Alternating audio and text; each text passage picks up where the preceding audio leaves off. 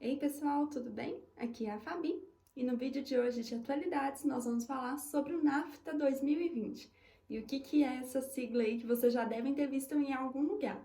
NAFTA é em inglês, né, uma sigla inglesa que quer dizer o seguinte: North American Free Trade Agreement. Em português a gente conhece aí como Acordo de Livre Comércio da América do Norte. Bom, esse Acordo de Livre Comércio da América do Norte, ele é composto por 3 membros, tá? 3 países, que são Estados Unidos, Canadá e México. Esses 3 países, eles estão aí compostos nesse bloco, né, nesse acordo, e eles têm o livre comércio, que nada mais é, a gente já estudou isso em alguns vídeos anteriores, foi até eu que comentei sobre esse assunto com vocês. Quem não viu, eu convido a ver atrás em um dos vídeos. E ele quer dizer que tem uma tarifa, né, uma redução de uma tarifa aí para comércio de importação e exportação entre os países membros desse bloco.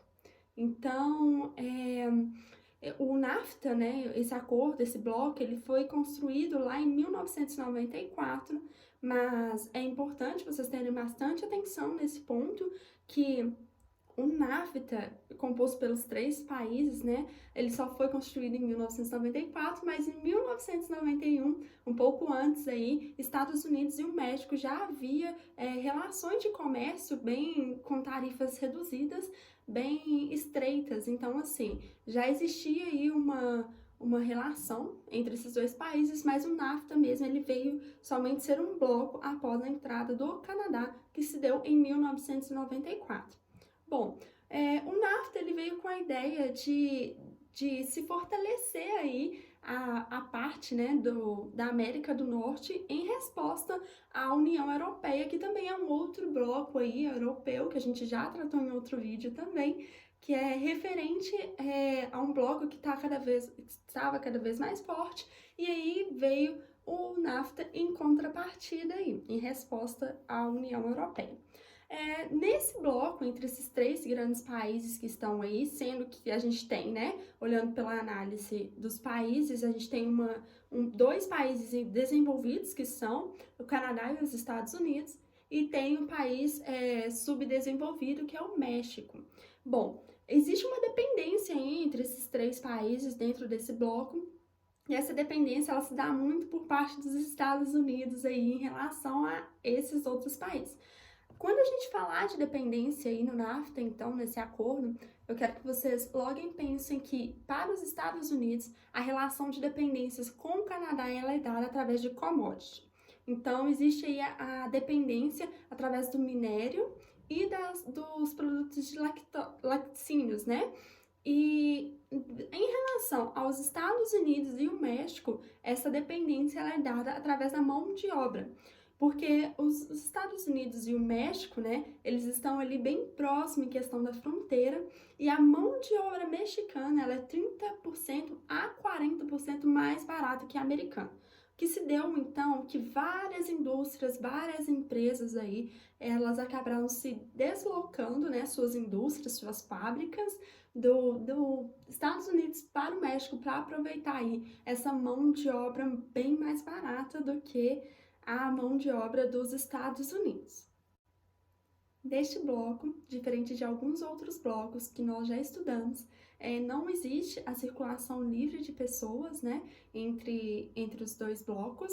Em contrapartida, a gente pode dizer que existe uma circulação amigável entre o Canadá e os Estados Unidos. Em contrapartida, nós podemos olhar pela ótica do México, não existe essa circulação tão amigável assim.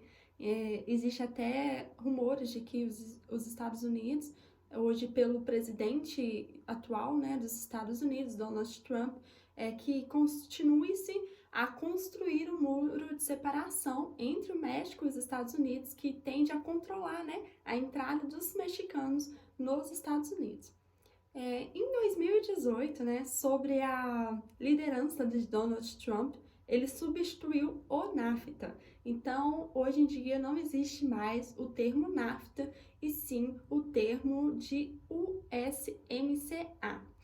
Esse USMCA é fácil de vocês lembrarem da sigla porque ela nada mais é do que as iniciais dos países United States, o México e o Canadá, ok? E em 2020 somente que entrou em vigor, né? Foi em julho de 2020 que entrou em vigor aí o SMCA, ok? Que é um novo bloco aí, um novo acordo que vem no local do NAFTA.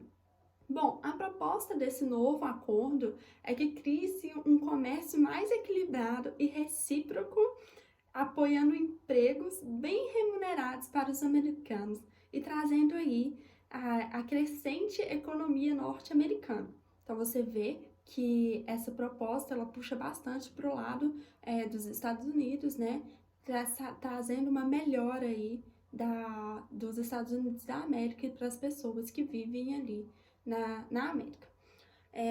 As tarifas, né, segundo a imprensa americana, Trump ele considera voltar a impor, sabe, as tarifas de alumínio que era antes colocada para o Canadá, que já havia sido feita em 2018 e existe aí rumores que talvez essa tarifa de alumínio volte a ser cobrada ao Canadá. E além disso, existe aí a questão que nós estávamos falando sobre as empresas automobilísticas que são alocadas aí no México pela questão da mão de obra. Os Estados Unidos, Donald Trump, através desse acordo, ele salienta que quer que 75% das peças dos carros elas sejam totalmente produzidas nos Estados Unidos. Isso aí tem de ser uma forma dos Estados Unidos conseguir ter aí o poder na mão dele, né, de gerar mais emprego, gerar um protecionismo aí nos Estados Unidos em relação ao México, né, porque ele gerando esse protecionismo, ele faz com que o mercado americano ele seja protegido, né, então, assim, essa questão de salientar e melhorar as questões de vida de trabalho, de economia mesmo americana, dizendo ela ainda está sendo estudada em relação a essas porcentagens de quanto que ele quer realmente que seja aí, feito no próprio país, como esse 75%, e é algo que está sendo muito discutido, mas devido ao Covid, né, que foi esse ano realmente que esse novo acordo veio à tona, devido ao Covid ainda não pautado 100% do que será realmente acordado, mas essa já é uma proposta que aparece até mesmo que no link que eu coloquei para vocês dessa aula, que aparece já no site dos Estados Unidos. Bom, isso pode levar, o que isso pode levar então, né? O primeiro ponto que eu já levantei com vocês é que o México e o Canadá aí, talvez eles não estejam sendo tão bem privilegiados aí nesse novo acordo, e em contrapartida, aí, quando os Estados Unidos ele fala que quer que seja produzido no próprio solo, né, isso faz com que o olhar do México, talvez as pessoas olhem o México, assim como a China, pode olhar o México aí como um provável mercado aí para instalação das fábricas e tudo mais, tendo sempre em relação à mão de obra barata, e que é algo que os Estados Unidos não quer muito. Então, esse tema é um tema bem atual e que a gente pode acompanhar aí até o final do ano para ver quais serão as novas tomadas de decisões feitas aí acerca da temática.